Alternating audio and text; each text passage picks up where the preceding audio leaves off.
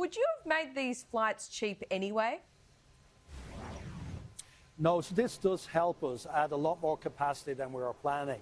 We're offering very attractive airfares out there anyway, but because of this program and where it's targeted at 13 different destinations around the country, we're going to add capacity we weren't planning. For example, on the Gold Coast, we're adding between 20 and 25% capacity. On Cairns, the same, 20 to 25%. And we'll be offering airfares. Jetstar will be offering $44 airfares from Sydney to the Gold Coast, $80 into Cairns. So there's very attractive airfares to get more of the market to travel outside the peak periods, which is where this is directed.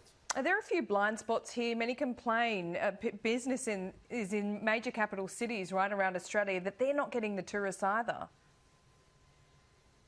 Yeah, so we are seeing the capital city flights starting to recover, but there's a bigger issue, I think, in capital. It's getting businesses to travel again.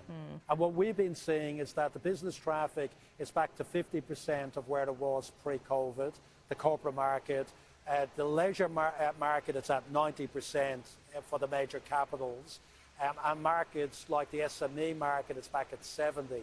So we need business, which is a different issue, and that's all about confidence. Yeah. And this is why I've been talking to the premiers about getting guarantees that the borders will stay open and that we have consistency on border approaches, because that's the number one thing that will help the capitals, because that's the number one thing that will allow corporates to travel again. Now, how did those conversations go with the premiers? Did you get any guarantees that they wouldn't close the border at any, leak of hotel quarantine, for example?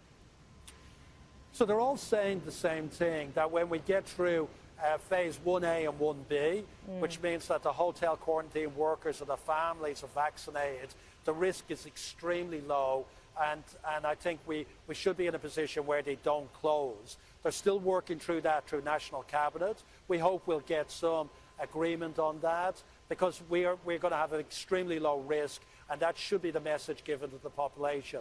I have to say, the market is improving anyway, because we're now currently, in some cases, with Jetstar at 90% of our pre-COVID levels. We're hoping to get to 100% and above it.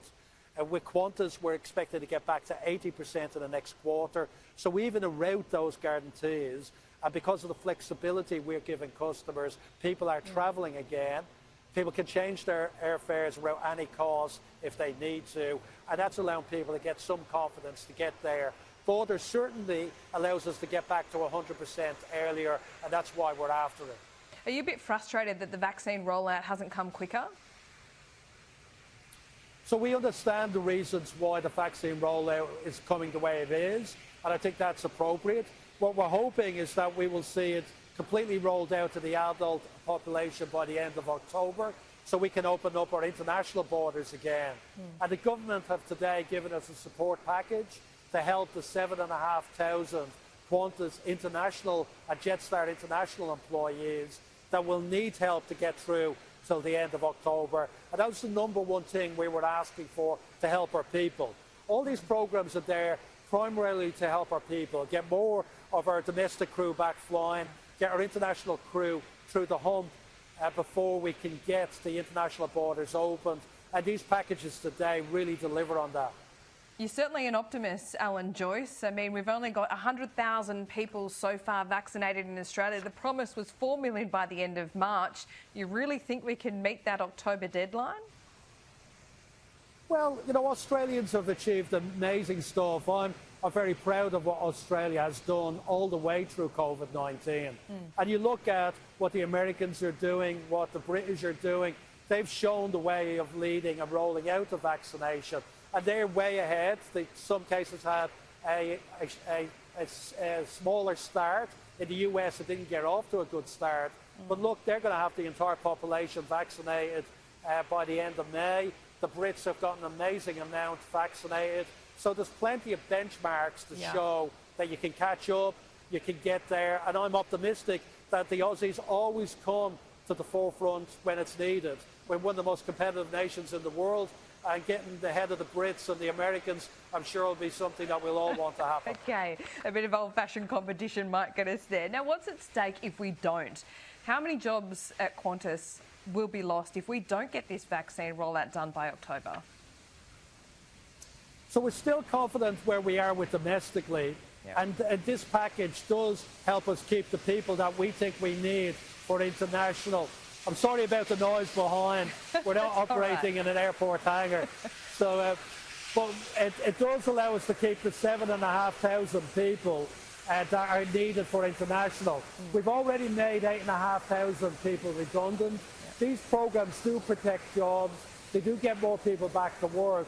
But I can't give a guarantee. I don't know how this is going to pan out, or whether there's going to be more job losses needed. That all depends on what happens, as you said, with the vaccine rollout, with the new variants of the vaccine, and how things work around the globe. But we think this does help protect jobs, and that's a real positive. Well, Alan Joyce, that is the sound of productivity behind you, so we don't mind at all. I'll persist with one last question here.